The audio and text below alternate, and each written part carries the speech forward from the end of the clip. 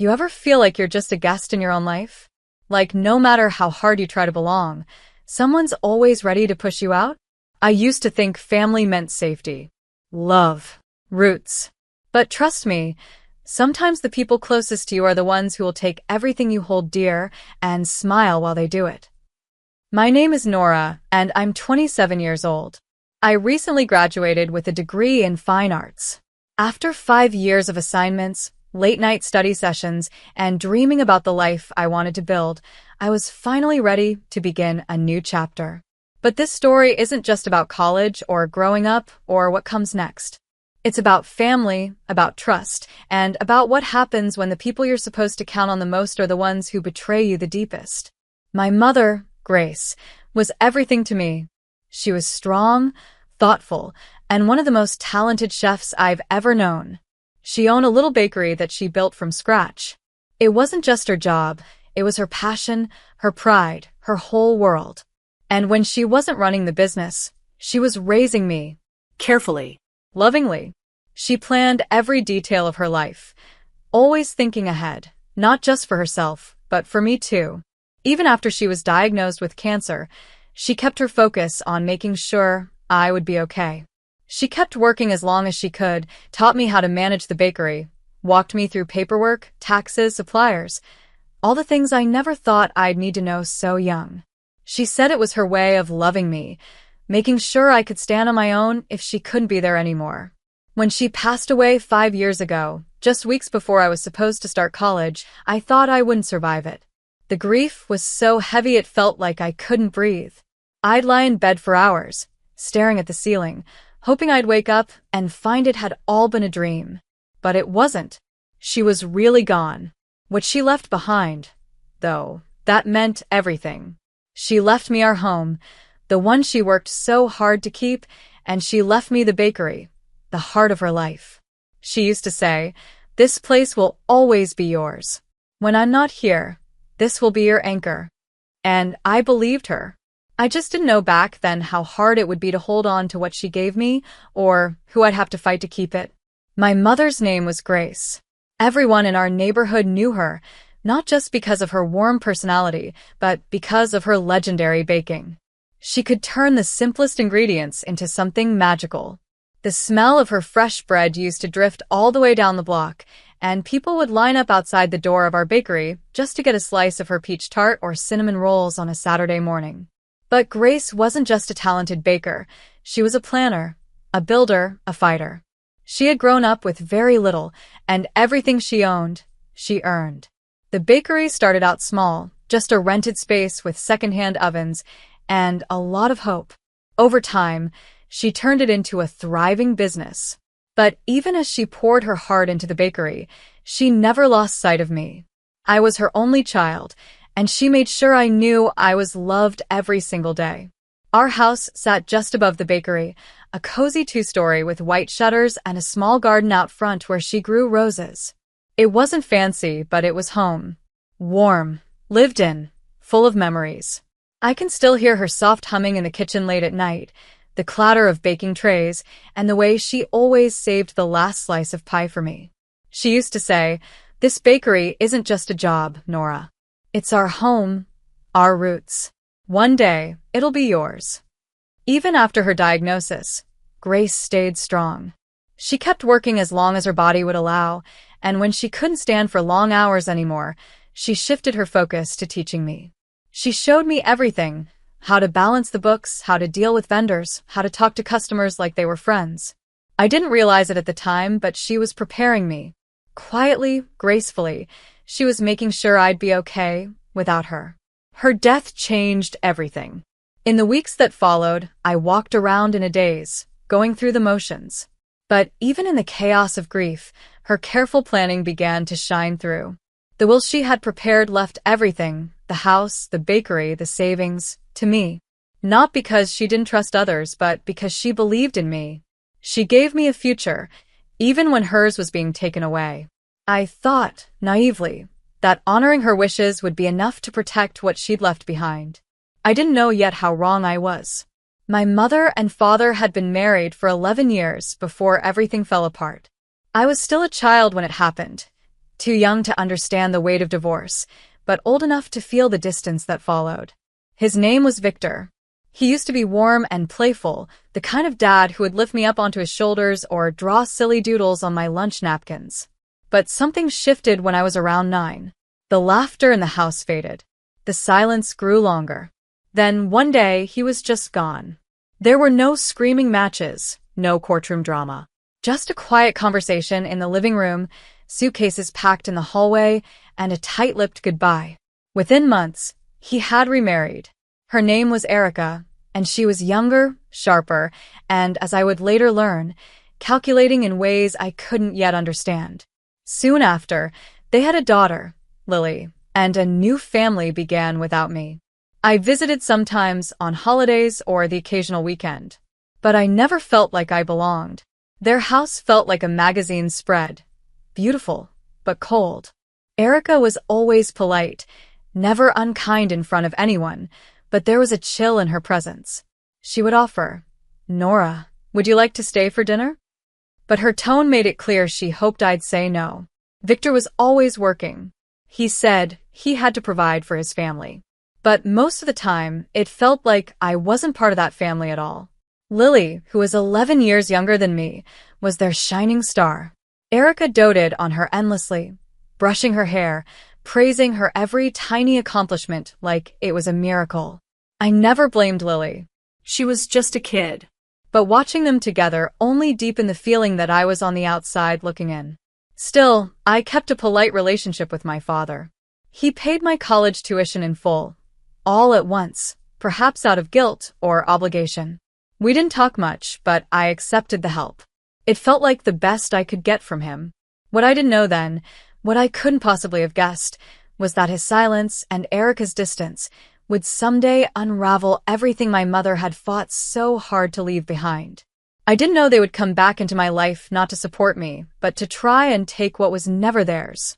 Losing my mother was the single hardest thing I've ever lived through. Grace wasn't just my mom. She was my guide, my protector, my best friend. And when cancer finally took her, it felt like a part of me was ripped away. The world kept turning, but I was frozen in place. She passed away just weeks before I was supposed to leave for college. I remember standing in her bedroom, her scent still lingering in the pillows, the sun filtering softly through the curtains, and wondering how I was supposed to move forward. For days, I barely left my bed. The bakery was closed. The house felt cold, quiet, empty. Then came something unexpected. One morning, while I was sitting at the kitchen table staring blankly at a half-filled mug of tea, the door opened, and in walked Victor, with Erica and Lily trailing behind him.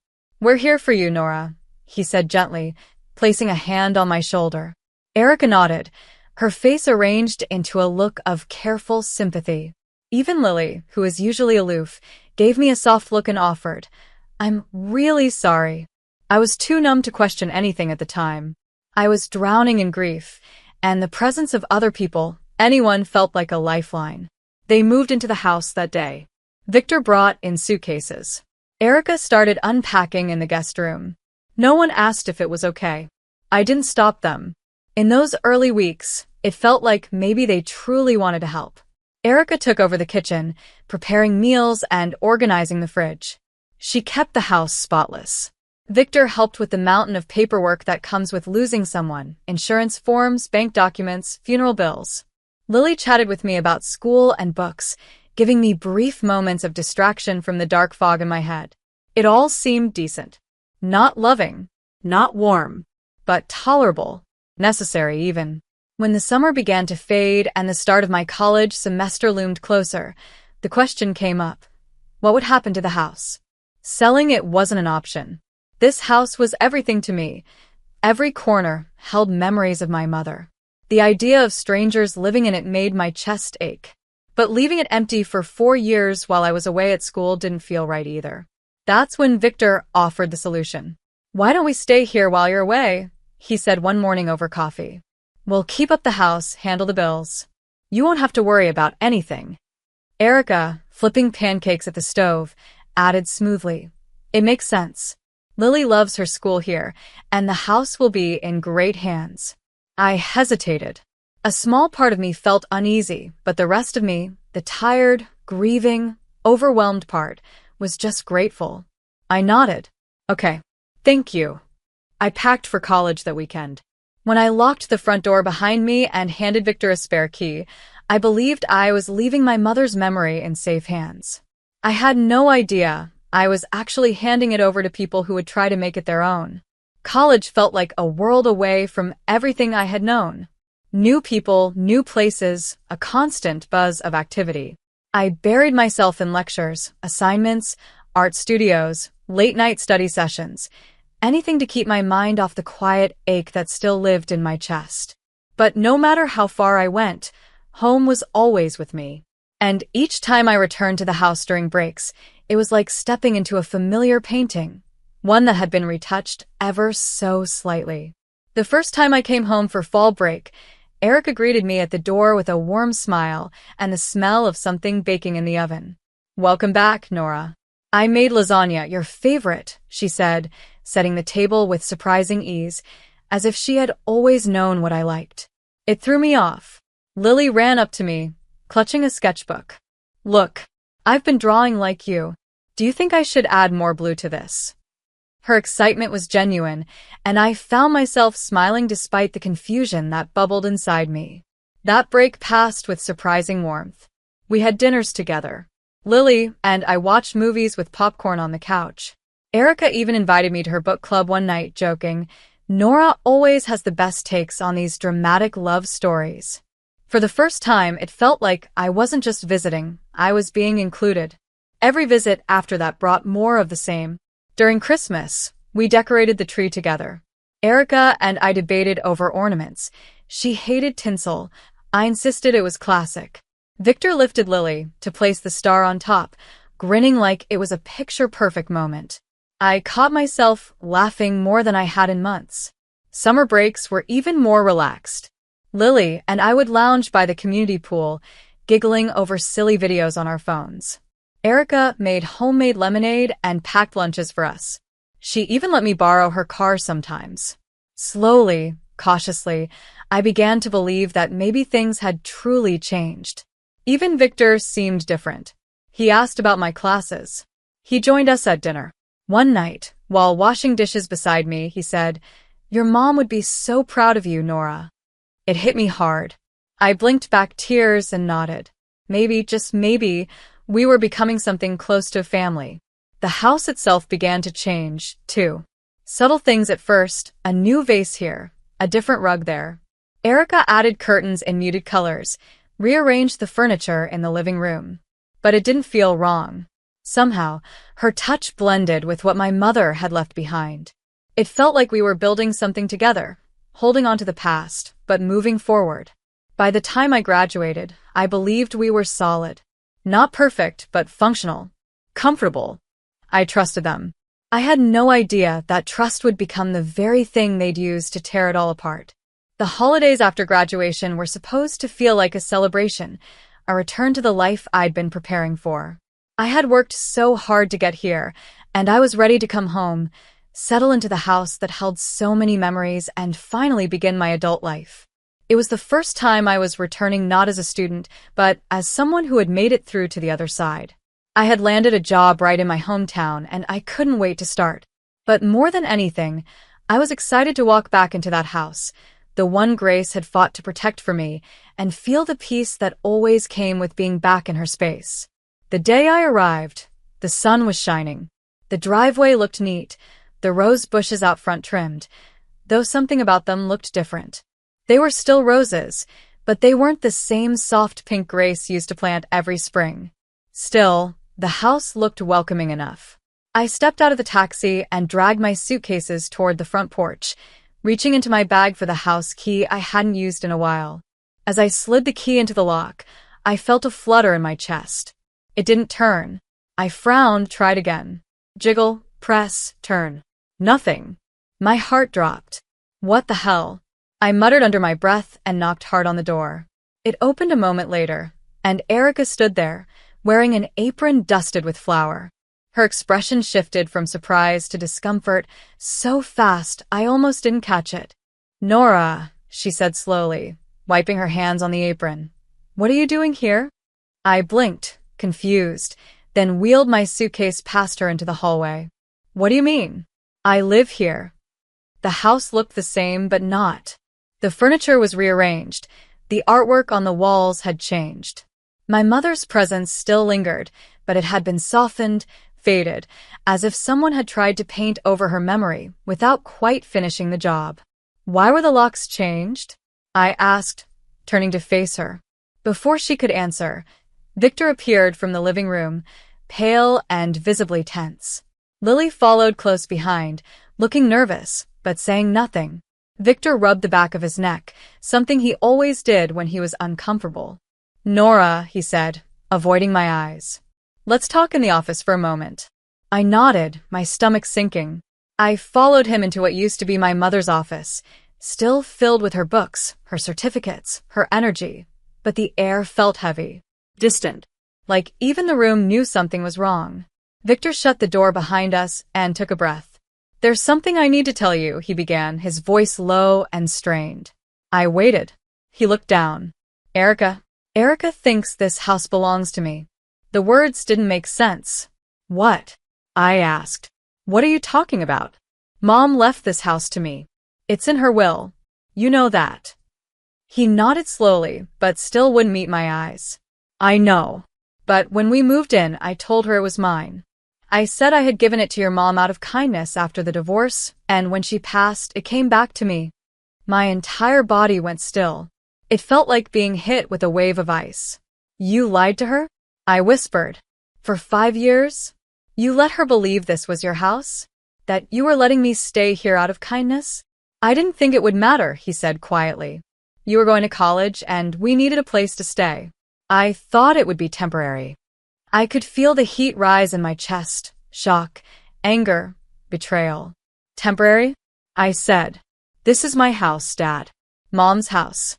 And you're telling me you've been living here all this time, letting Erica think it's hers, while you lied to both of us?" "I was going to tell her," he said, but his voice was weak. Unconvincing. "Just give me a little time to figure out how to handle it." I shook my head. "You've had 5 years. At that moment, there was a knock at the door. Erica's voice on the other side, sharp and fake sweet.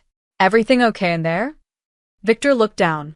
I turned away, staring at the books on the shelf, the familiar photos on the wall.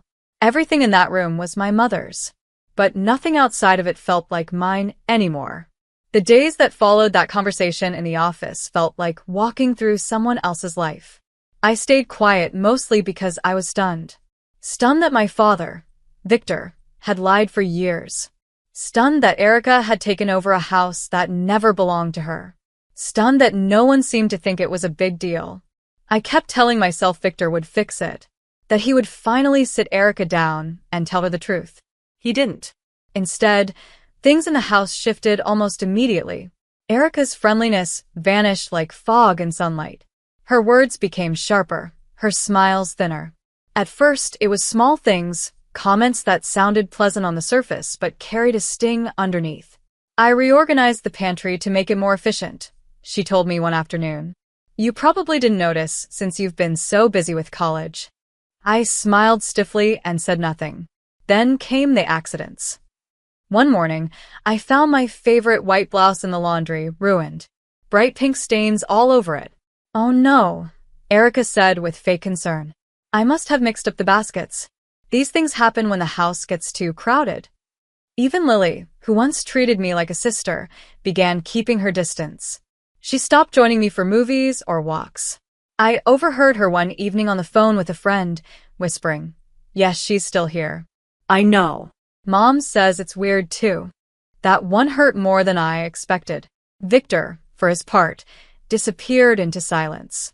He started leaving early in the mornings and coming home late. He always had some vague excuse: work, errands, calls. But really, I think he just didn't want to be around when things got tense. He never said a word in my defense. Family dinners became a minefield. Erica would make just enough food for 4 people, set the table, and when I walked in, she'd blink innocently and say, "Oh, I didn't think you'd be here for dinner." Lily would stifle a laugh.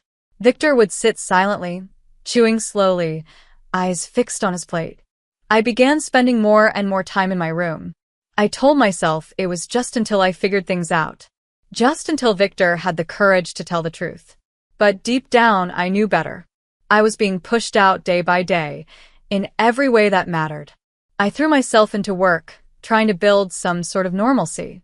I reconnected with old friends. I stayed late at the office.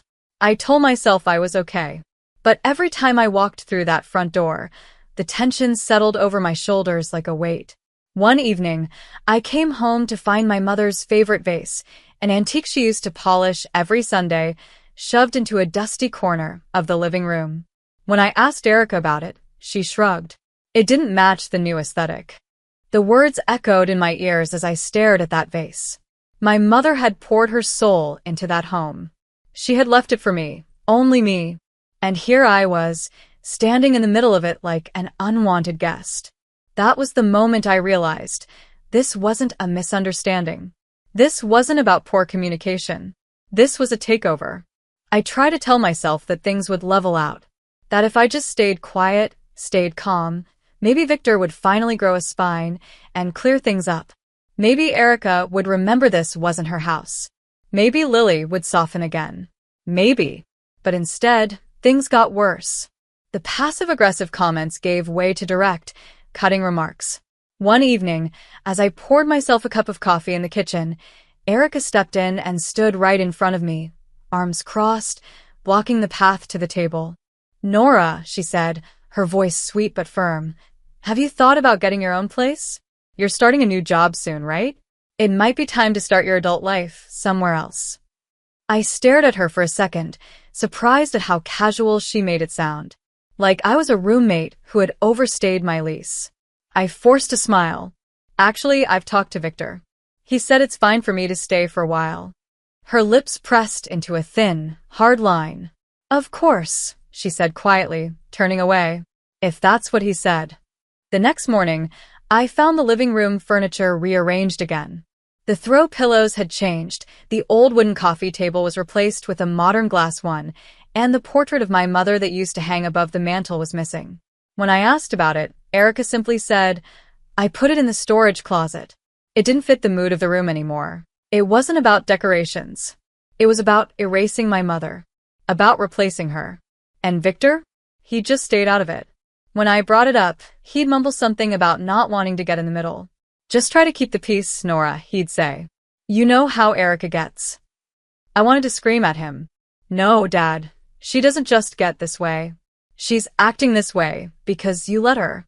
I began skipping meals altogether, just to avoid the tense silences and fake pleasantries. I'd hear Lily laughing with her mother in the living room, their voices rising and falling in the kind of rhythm that comes from shared control. I didn't belong there. I never had. Each night, I'd close my bedroom door, sit on the edge of my bed, and stare at the walls. And each night, I'd remind myself, this is my house. My mother's house. This is mine. But even with that knowledge, the emotional isolation wore me down. One night, I overheard Lily whispering through her door. "She's still here. Mom says she's just being stubborn. She'll break soon." That word stuck in my head. Break.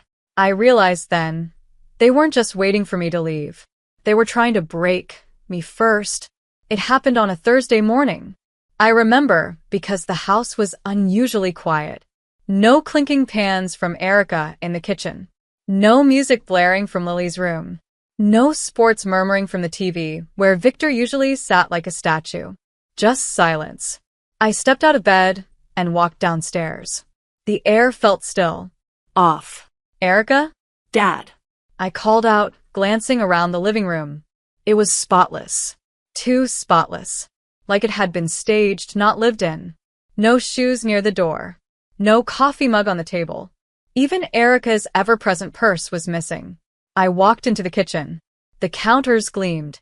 Not a single crumb on the floor. The fridge was nearly empty, as if someone had cleaned it out completely. Something was wrong. I stepped outside. The driveway was empty. Victor's car was gone. I pulled out my phone, expecting to see a message, a missed call, anything to explain where they were. Nothing. I called Victor. Straight to voicemail. Frowning, I tried again. Same result. I hesitated, then called Erica. She picked up on the fifth ring. Her voice was sharp and impatient. What? I blinked. Where is everyone? I asked. I woke up and the house was empty. There was a pause, followed by the unmistakable sound of waves crashing and soft tropical music in the background. Then came her voice again, mocking, amused. Oh, didn't we tell you? She said, dragging out every word like honey laced with poison. We're in New Caledonia. First-class flights, luxury resort, the works. I stood frozen. What? She laughed, cruel, full of satisfaction. Yeah, we didn't mention it because, well, we didn't want you tagging along and expecting us to pay for you. My mouth opened, but no words came out. Honestly, Nora, she continued, you've been living in our house like some kind of freeloader. Your father might be too soft to say it, but I'm not. It's pathetic. You're almost 30. Get your own place. I gripped the edge of the counter. This isn't your house, I said quietly. You know that. Oh, save it, she snapped. When we get back, I want you gone. Pack your things. Don't even try to guilt trip Victor. He agrees with me. He's just too spineless to say it out loud. There was a final pause, and then, we've already blocked your number. Have a nice life. The call ended. I stood in the middle of that kitchen, my mother's kitchen, clutching the phone like it had just burned my hand. That was it. The pretending, the tolerance, the silence. Over. They thought I would break. They had no idea I was just getting started. The moment that call ended, something inside me snapped. Not in anger, not in fear, but in clarity. I had spent years tiptoeing around their moods, pretending everything was fine, trying to be the bigger person. But this house, my house, was not theirs to take. Not emotionally, not legally, not ever. I wasn't a guest. I wasn't a freeloader. I was the owner. And it was time I acted like it. I spent the entire day methodically packing up their things. Every trace of Erica, Victor, and Lily I removed. Erica's designer handbags, her expensive heels lined up in the closet, her silk robes draped over bathroom hooks. I folded them all into neat boxes. Lily's school books, her sketch pads, her hairbrush and phone charger, gone from the hallway. Even Victor's golf clubs, his stacks of unread magazines, and his cologne bottles, I wrapped each one and sealed them away. I labeled the boxes with their names and moved them to the garage, stacking them precisely in one corner. I made sure there wasn't a single item left in the house that didn't belong to me or my mother. By late afternoon, I was exhausted but energized. The air inside the house already felt different, lighter, like it could finally breathe again. And I wasn't done yet. I picked up the phone and called a locksmith. Hi. I need all the locks in my house changed. Immediately. The man arrived within the hour. As he replaced each lock, I stood by the door, clutching the new keys like they were gold. It cost a fortune, but I didn't care. By the time the sun began to set, I was standing behind the front door, alone, finally, and everything was mine again. I didn't cry. I didn't hesitate. I just closed the door, turned the lock, and whispered to myself, "Welcome home, Nora."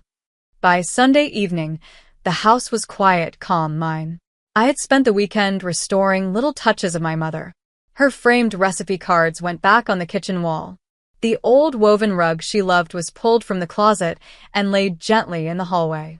The portrait Erica had hidden away, I rehung it above the fireplace where it belonged. And then I heard it, the sound of a car pulling into the driveway. I looked out the window. They were back. Victor, Erica, and Lily stood near the front steps, their arms crossed, surrounded by the boxes I'd stacked in the garage.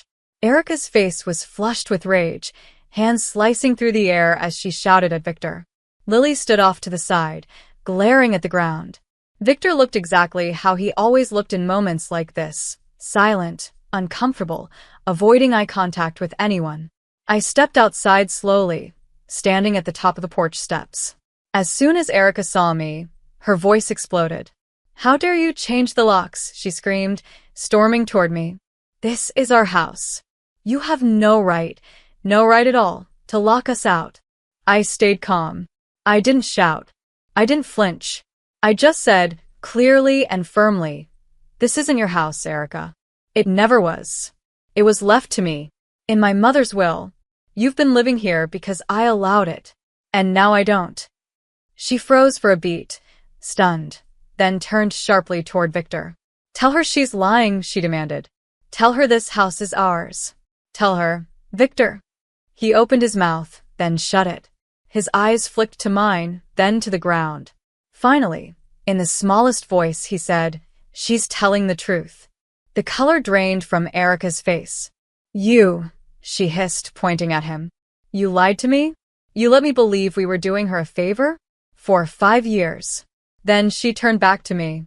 And the moment her eyes locked onto mine, something snapped.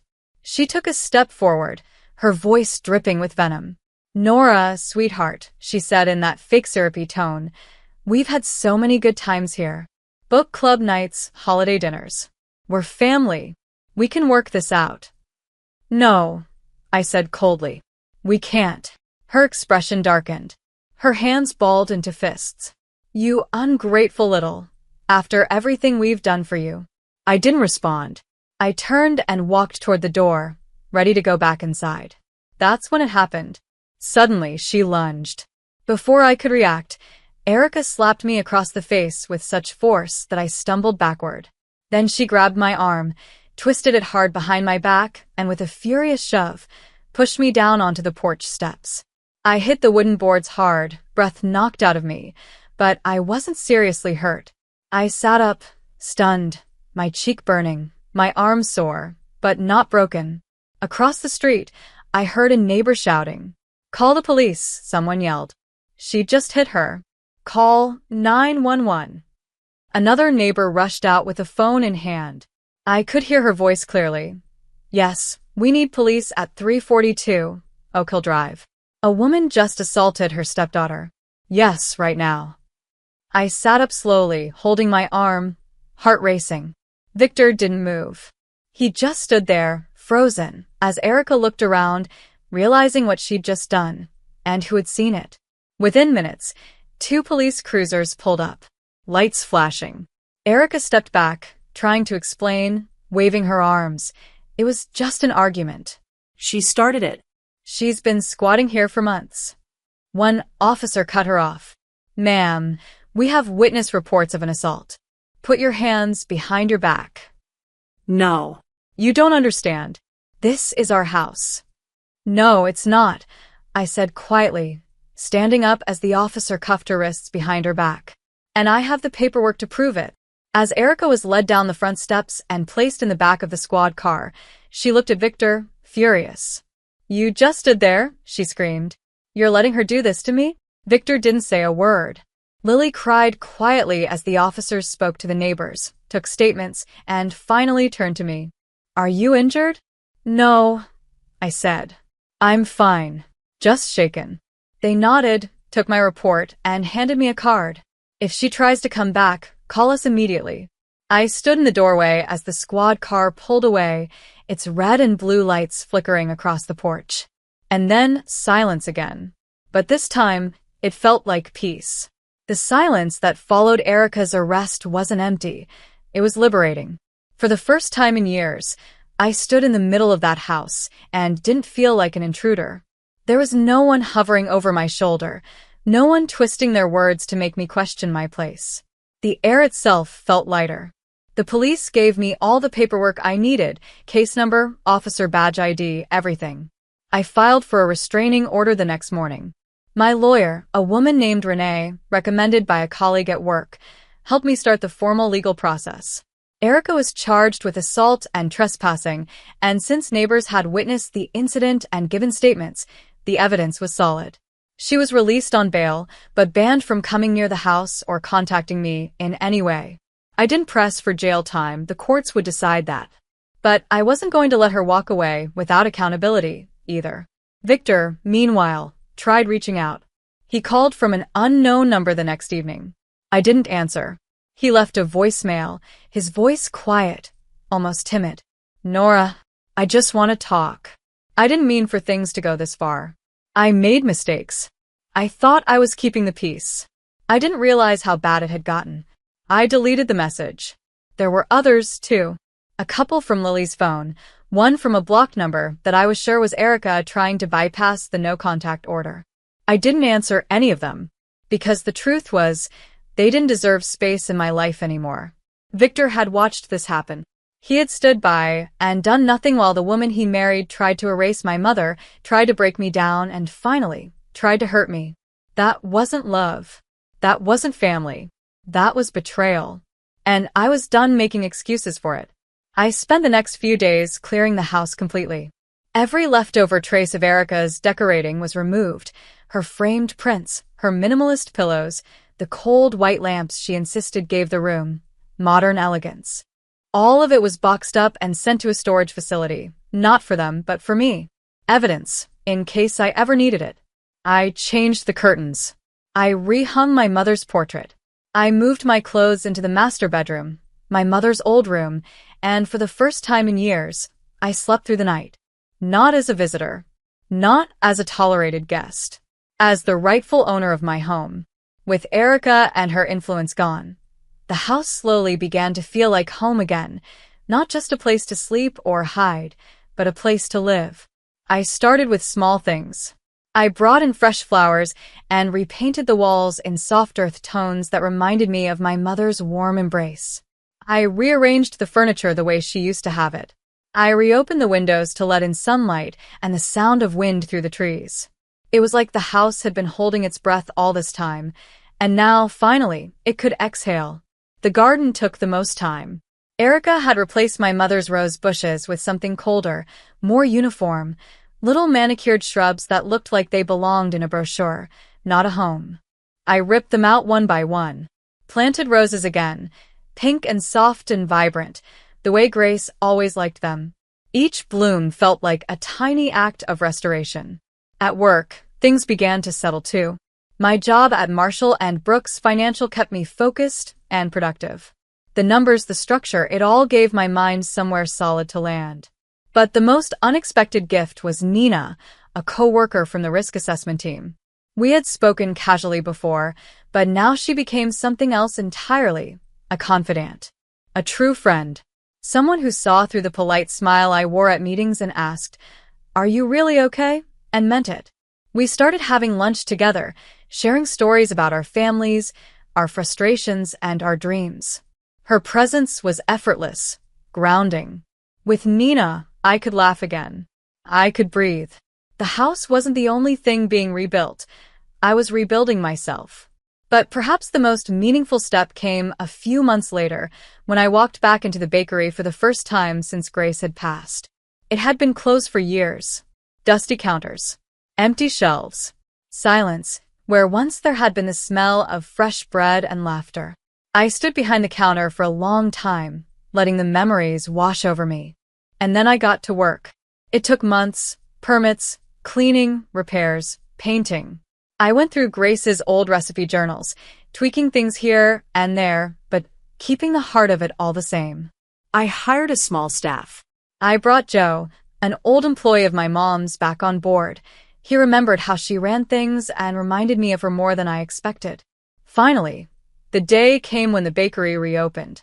I stood at the front counter, apron tied around my waist, the smell of cinnamon rolls drifting into the street, and I felt something I hadn't felt in a very long time. Pride. Not just in the space or in the business, but in myself. I hadn't just survived everything that happened. I had reclaimed it, rebuilt it, turned every broken piece into something stronger. And now this home, this life, it was finally mine. There are still days when I catch myself looking toward the front window, half expecting a shadow from the past to reappear. But those moments pass quickly now, like clouds drifting across a clear sky. Because this house, this life belongs to me. I no longer walk on eggshells. I don't brace myself for cold stares or passive-aggressive remarks. I don't second-guess my presence in the place my mother built from the ground up. Every inch of this space carries her memory, not the version Erica tried to erase, but the real one. Grace's touch is in the creak of the wooden stairs, the way the light hits the kitchen in the morning, the smell of vanilla still lingering in the pantry. Sometimes I sit on the porch in the early evenings, a mug of tea in hand, and watch the roses sway gently in the breeze. Their petals are bright, healthy, new, yet they feel familiar, like they've always belonged here. And maybe they have. I think a lot about what my mother would say if she could see me now. I hope she'd be proud. Not just because I fought for the house or reopened the bakery or stood my ground, but because I found my way back to myself. She once told me, "I'm not always going to be here to fight your battles, Nora. So I'm teaching you how to stand." One day, that strength will matter more than anything I could leave behind." She was right. I lost people I thought I could trust. I was hurt in ways that went deeper than I ever expected. But I stood.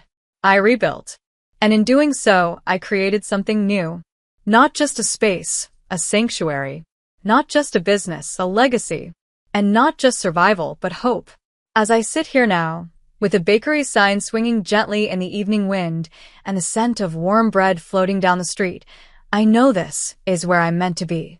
Not because someone gave it to me, but because I earned it. This is my home, my story, and it's only just beginning. If this story moved you, don't forget to like the video, leave your thoughts in the comments, and subscribe to the channel for more powerful stories like this. And make sure to turn on notifications so you never miss an upload.